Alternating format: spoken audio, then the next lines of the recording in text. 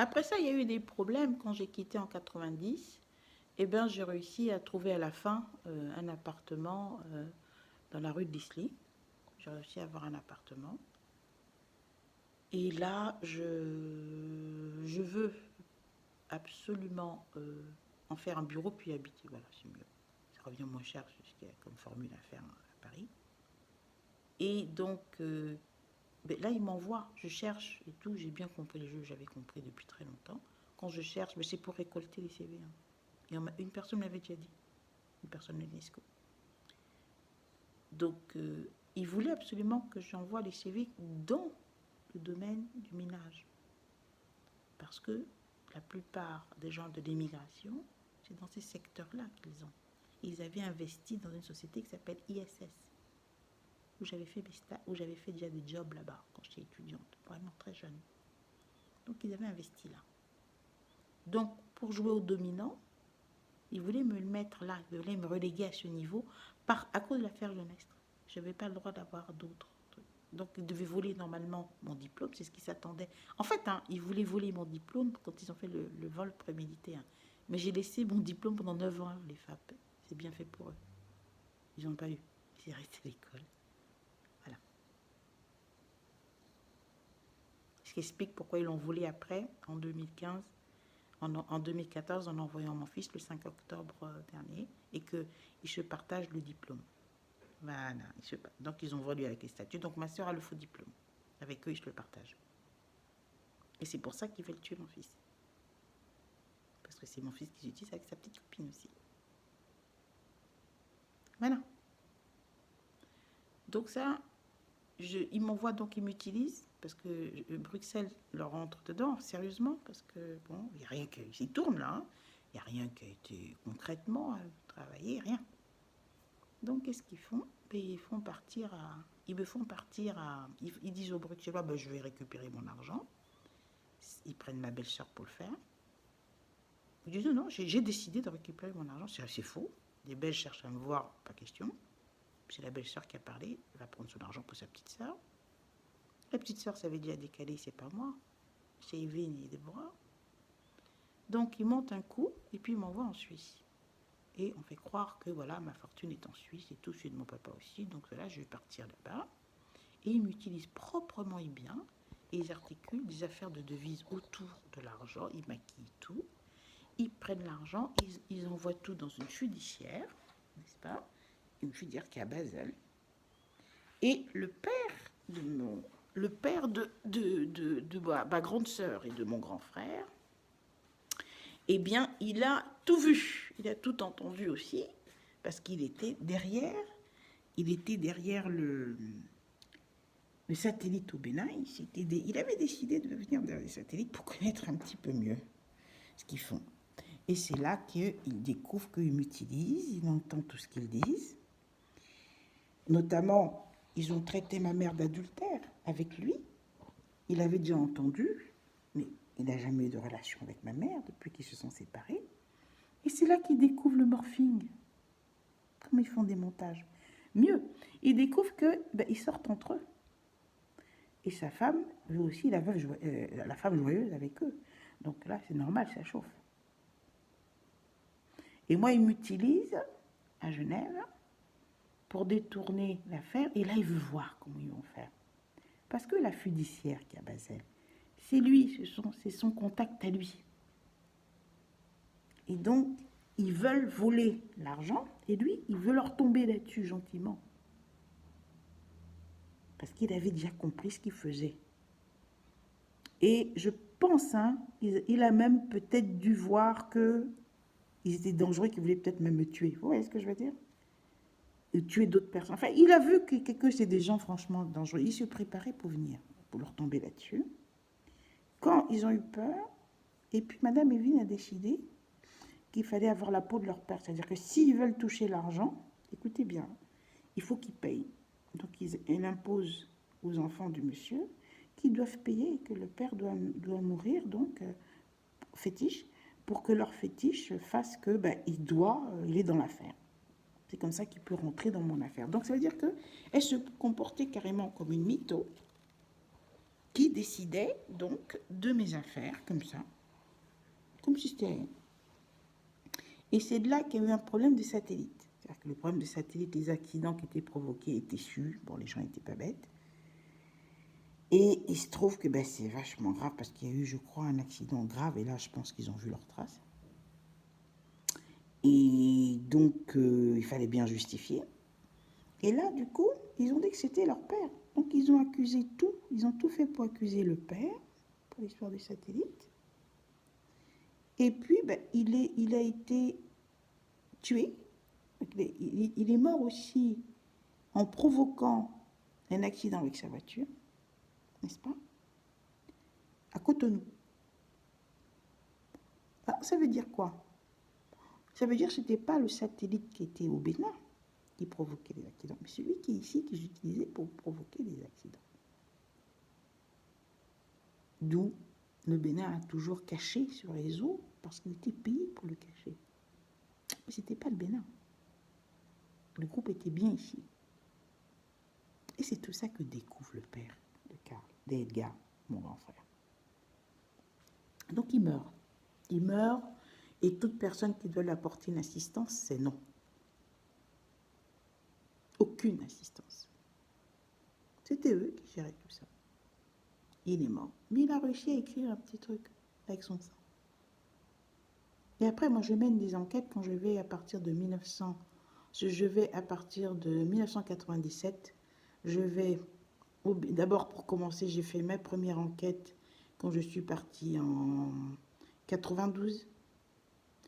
Il venait de décéder fraîchement. Je suis partie la première fois dans son village. J'avais entendu, j'avais eu des échos de quelque chose, mais c'est surtout en 97 que là, je vais rester pour faire une semaine dans la zone. Et j'apprends presque dans le détail tout ce qui s'est passé. Voilà. Donc, ce sont eux qui ont tué donc leur père.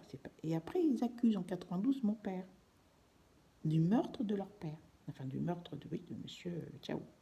Alors que c'est pas ça. Ils font arrêter mon père parce que ils sont encore arrêtés une autre fois de plus. Et là, cette fois-ci, c'est chaud parce que c'est la Suisse qui leur tombe là-dessus. En plus. La Suisse, qui à l'époque Genève, était alliée avec les États-Unis. Hein. Ils leur tombaient là-dessus. Parce qu'ils ont vu comment ils ont abusé de moi. Donc c'est là. Que là, il faut accuser mon père, parce qu'ils savent que si mon père savait tout, il va me défendre. Et s'il me défend, c'est fini. Moi, j'ai mes droits. Et j'ai toutes les capacités de gérer mes trucs. Et c'est ce qu'ils ne veulent pas. C'est là qu'on accuse mon père du meurtre de Vilma. Et j'utilise donc le morphing et les voix. Il demande à mon père, il lui supplie d'accepter pour eux, tout ça, etc., pour qu'ils puissent faire une démonstration comme ils ont pu faire pour l'affaire de Mestre. Il accepte, et selon eux, paraît-il qu'ils s'en sortent, ils doivent s'en sortir. Et en fait, non.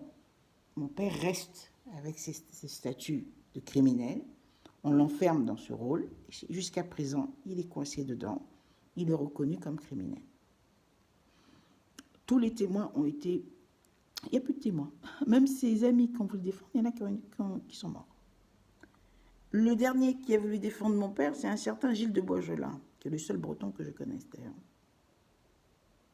Et c'est l'affaire, je vous le dis en même temps, Boissy d'Anglas. Ça veut dire beaucoup. D'accord? Donc,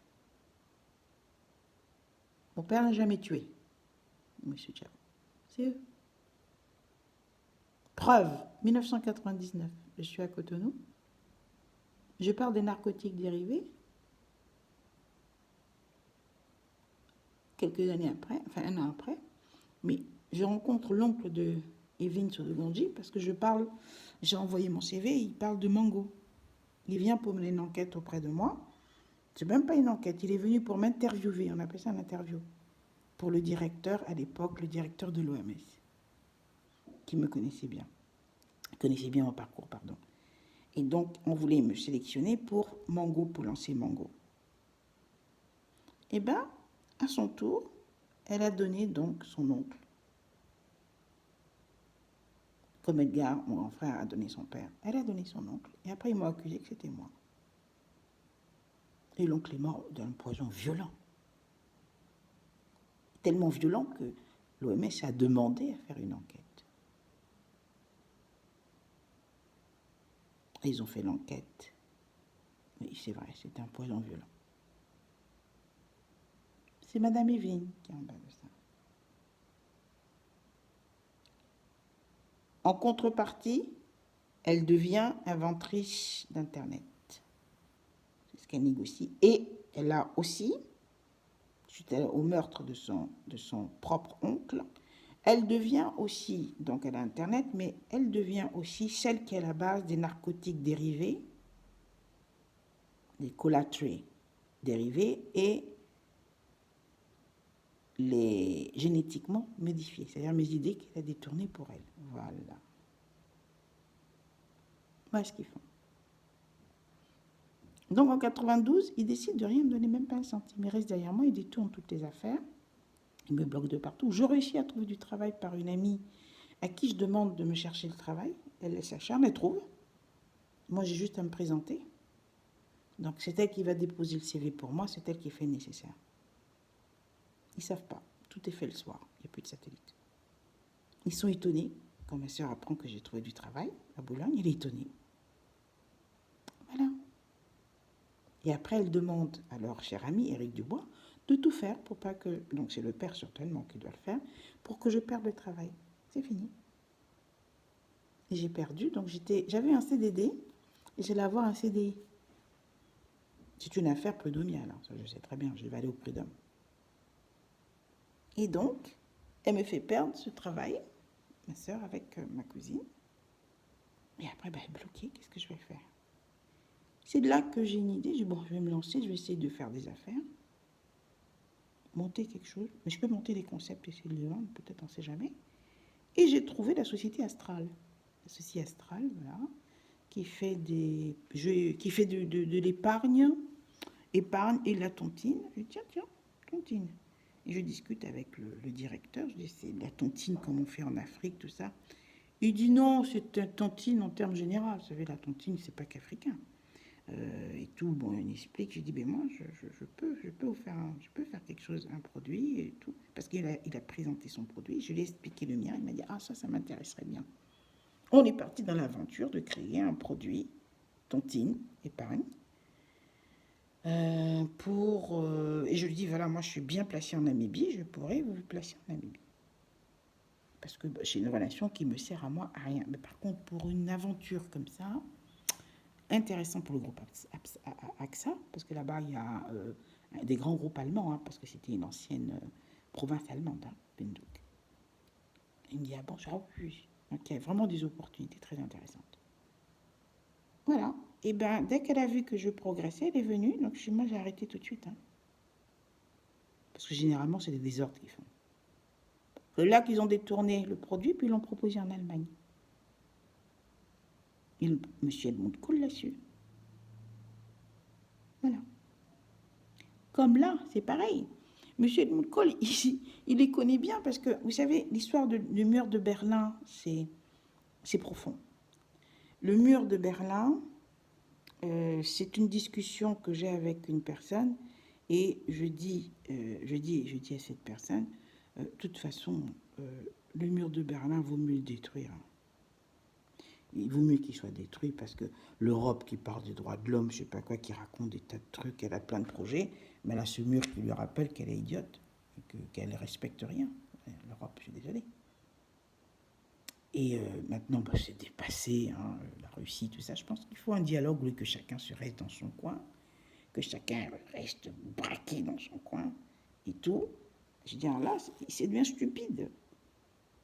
Carrément stupide. Donc, c'est là que j'ai l'idée qu'il faut détruire, il faut donc détruire ce mur. Et avec plaisir, faire un coup médiatique et tout. Avec plaisir, moi je viendrai d'ici, je prendrai ma pioche, déjà la France, pour les casser. Hein. Voilà. Et qu'est-ce qu'ils ont fait? Cette fille étant jalouse de l'idée, attribue à ma belle-sœur, Catherine, qui après le présente au fondateur de mon école, M. Wissman, et ils font un grand truc avec Olivier de Medeiros, tout ça, etc. Et ils touchent Pink Floyd, Et c'est là qu'il lance The Wall. Mais qu'est-ce qui se passe? C'est le président Reagan qui a tout suivi et qui va une des premières fois en Russie, suite à tout ce que je dis, et qui parle avec M. Gorbatchev. Et qui lui dit, qui parle de mon cas, et qui lui dit, mais voilà, que j'ai voulu changer. J'aimerais que le mur, par exemple, soit détruit. Donc, ils prennent comme base ça pour trouver une solution, n'est-ce pas, pour le problème de la RDA et la RFA. Et comme par hasard, M. Gorbatchev accepte. Et oui, il accepte. Il accepte, il dit, oui, il faut arrêter ce clivage. Oui, tout compte fait. Et il dit que j'ai raison. Plus jeune, j'ai raison. Et il accepte. Et c'est comme ça que le mur est autorisé à être détruit. Mais ce que les gens ne disent pas, c'est qu'il a demandé à me voir. On ne m'a jamais dit quelque chose. On ne m'a jamais dit. Moi, je ne savais pas qu'ils avaient repris ce que j'avais dit. Je ne savais même pas qu'ils avaient attribué ça à ma belle-sœur. C'est quelques années plus tard que mon ami, avec ses parents, organise donc une manifestation, n'est-ce pas, et invite le président Reagan. Comme vous savez, les anciens présidents participent à des colloques.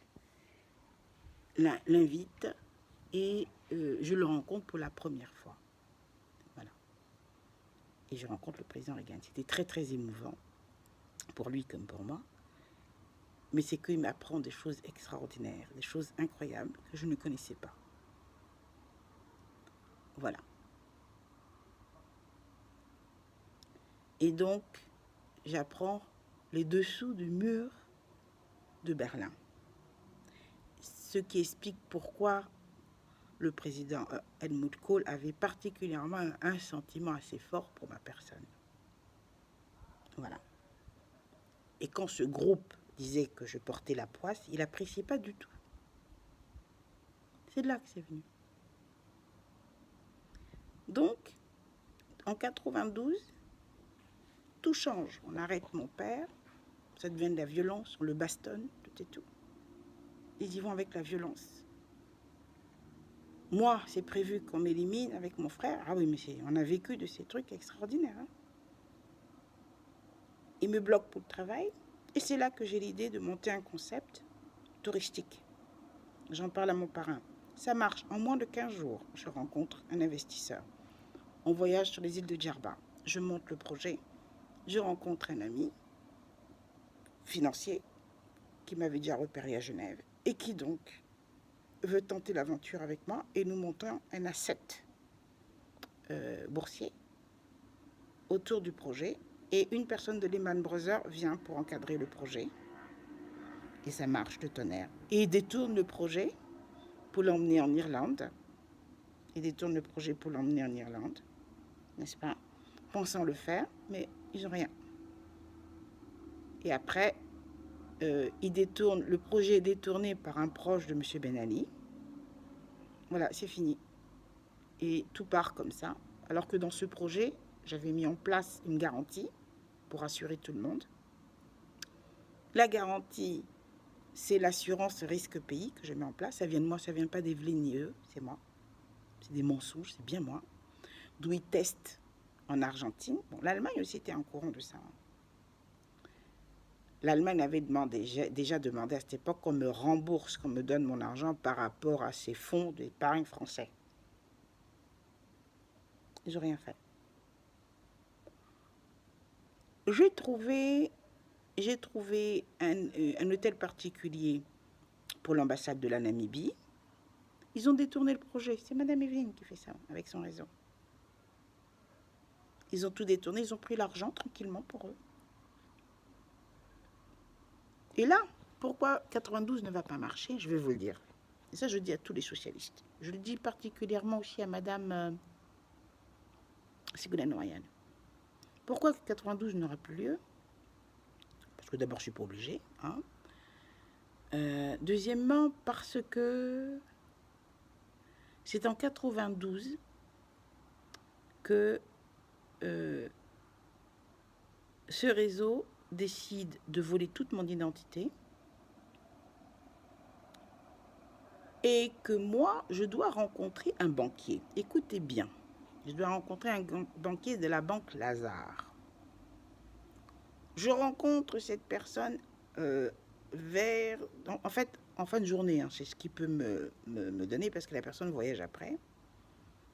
Et il me donne rendez-vous et il me donne dans mes mains un faux mandat de vente d'or, notarié certifié. Mais en tout cas, c'est du feu. Et donc, arrivé là-bas, je parle avec le banquier et il veut voir ce certificat. Enfin, c'est ce mandat. Je le montre. Et il appelle un second qui vient, le second vient, il me demande est-ce que je pourrais le lire. Et il prend donc le document et il s'en va. Il revient peut-être 10 minutes après pour nous rejoindre dans notre conversation. Et j'apprends le lendemain, par celui qui m'a donné ce mandat, qui fait partie de leur réseau, que son nom est partout. Ça a été criblé partout dans le monde. J'ai eu peur parce que j'ai senti tout de suite d'où ça venait. Et donc pour moi, écoutez bien, pour moi, c'est que le mandat a été détourné, il y avait son nom induit, et c'est parti partout. Eh bien non, c'est ce réseau qui a entendu que j'allais être reçue par une personne de la banque Lazare, qui m'a entendu discuter avec ma petite sœur, dont je ne savais pas qu'elle était cul et chemise avec eux, et plus profondément que je ne le pensais, hein, qui monte à l'heure. Il récupère ce que j'ai dit, parce que moi c'est une supposition. Mais lui, eux ils montent en réalité. Et ils prennent mes documents, ils envoient des fax